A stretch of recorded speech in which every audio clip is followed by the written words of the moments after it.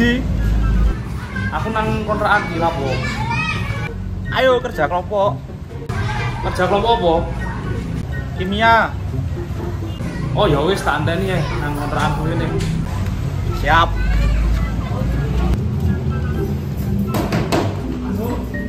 Belum. Bisma karo aku ndi? Sik anu OTW. Teni ya. Apa gimana? Tugasnya kimia di Video. video. Video apa? Oh, ada video juga. Video kamu kimia dalam teknik mesin jadi berkelompok itu. Oh, Kurang. berarti ada anu ya, ngenteni cah lurus ya. Yo ngene lengkap sih lagi garap. Oke. Oke. Wes wes wes. Oke, sabar. Jeneng dalan. Assalamualaikum. Assalamualaikum. Waalaikumsalam. Oh iki. Yo santai nih sowi yo Pak. Yo piye banjir. Alah waduh. Rek, ya apa sih tugasnya iki? Iku mau Raka mesti kon desa. Piye Rak? Tugas iki kon nge video reaksi kimia di teknik mesin. Jadi dhewe iki koyo gawe presentasi, gawe kelompok. Nah, wingi di video. Iki kon jelasne opo iki reaksi kimia di teknik mesin. Paham? Oh, saya kadang-kadang digarap ya. Ayo gas. Gas. Ilmu kimia, yakni ilmu yang mempelajari tentang komposisi, struktur, dan sifat zat materi dari skala atom hingga molekul, serta mempelajari transformasi dan interaksi untuk membentuk materi yang ditemukan dalam kehidupan sehari-hari. Selanjutnya, yakni peranan kimia dalam teknik mesin.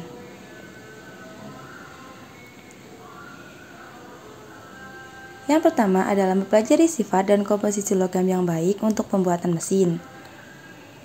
Yang kedua, mengatasi masalah yang terjadi dalam bidang keteknikan. Dan yang ketiga, mempelajari sifat dan komposisi bahan bakar dan minyak pelumas mesin. Mempelajari sifat dan komposisi logam yang baik untuk pembuatan mesin.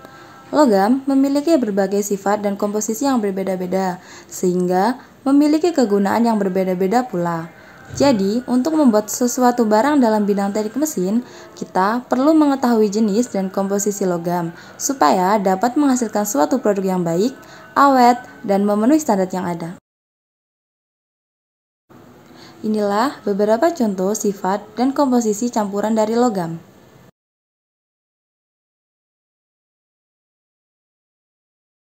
Mengatasi masalah yang terjadi dalam bidang keteknikan.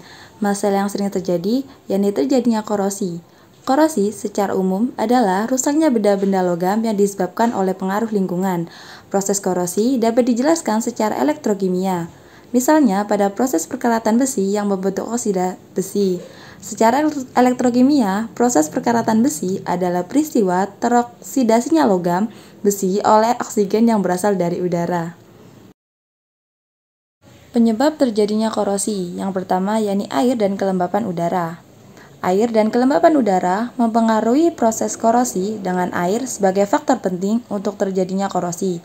Udara yang lembab dengan banyak mengandung uap air dapat mempercepat korosi. Yang kedua yakni permukaan logam yang tidak rata. Permukaan logam yang tidak rata memudahkan terbentuknya kutub-kutub muatan sebagai anoda dan katode, mempengaruhi proses korosi. Permukaan logam yang licin dan bersih sulit mengalami korosi karena sulitnya terbentuk kutub-kutub muatan. Yang ketiga ada elektrolit. Elektrolit seperti asam atau garam berfungsi sebagai media yang memfasilitasi transfer muatan dalam korosi.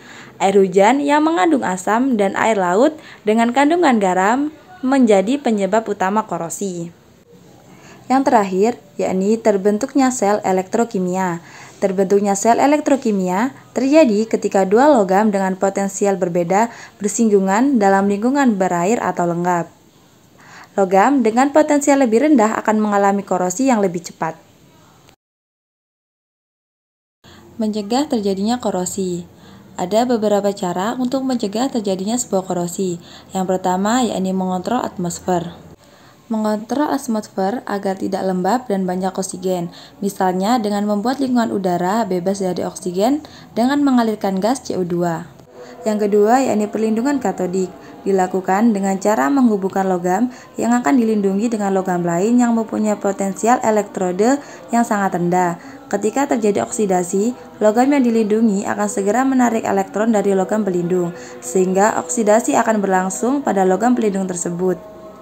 Oleh karena logam pelindung teroksidasi, maka lama-kelamaan dapat habis dan harus selalu diganti dengan yang baru secara periodik. Dan yang terakhir, yakni mencegah logam bersinggungan dengan oksigen. Mencegah logam bersinggungan dengan oksigen. Yang pertama, yakni electroplating. Electroplating ini adalah proses untuk melapisi permukaan logam dengan cara elektrokimia, yaitu dengan melapisi logam katoda dengan logam anoda. Misalnya, seperti menggunakan seng. Seng dipilih sebagai pelapis besi untuk mencegah terjadinya korosi, karena seng memiliki laju oksidasi lebih tinggi dari besi. Melapisi logam dengan krom dapat memberikan lapisan pelindung pada logam melalui proses elektrolisis. Krom memberikan perlindungan bahkan jika lapisan krom mengalami kerusakan sebagian. Krom sering digunakan pada kendaraan bermotor seperti bumper atau pelek mobil. Yang ketiga, dengan pelapisan timah. Lapisan timah dapat mencegah kontak langsung logam dengan oksigen dan air. Akan tetapi, timah dengan 0,14 V kurang reaktif dibandingkan Fe 0,44 V. Jadi, apabila lapisan timah tergores, maka besi di bawahnya akan mulai terkena korosi. Pengecatan adalah salah satu cara yang mungkin paling mudah untuk dilakukan untuk menghindari karat. Sebab, dengan pengecatan, logam akan terlindungi dari udara luar karena tidak langsung bersinggungan. Dengan demikian, proses korosi tidak akan mudah terjadi. Yang kelima, yakni memberi oli atau minyak. Pelapisan besi baja dengan menggunakan oli atau minyak ini bisa dilakukan untuk bahan-bahan yang tidak berhubungan dengan estetika karena akan merusak pemandangan. Ceradizing adalah logam dengan asam fosfat sehingga permukaan logam tertutup dengan fosfat, sebagai contoh badan mobil. Selanjutnya adalah mempelajari sifat dan komposisi bahan bakar dan minyak pelumas mesin. Bahan bakar mesin. Bahan bakar yang pertama yang digunakan adalah bensin. Digunakan untuk bahan bakar mesin yang menggunakan pengapian busi, bersifat mudah menguap pada temperatur normal, mempunyai titik nyala rendah, sedikit meninggalkan karbon setelah dibakar, dan mempunyai berat jenis yang rendah.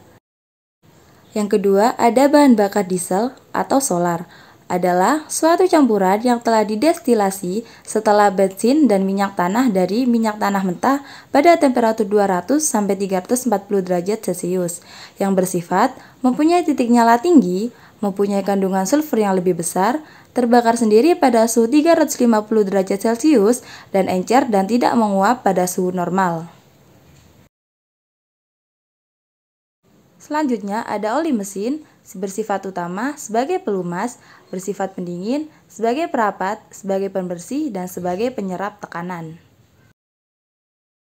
Sekian dan terima kasih. Sekian dari kami. Terima kasih. Apabila ada kurang lebihnya mohon maaf. Wassalamualaikum warahmatullahi wabarakatuh.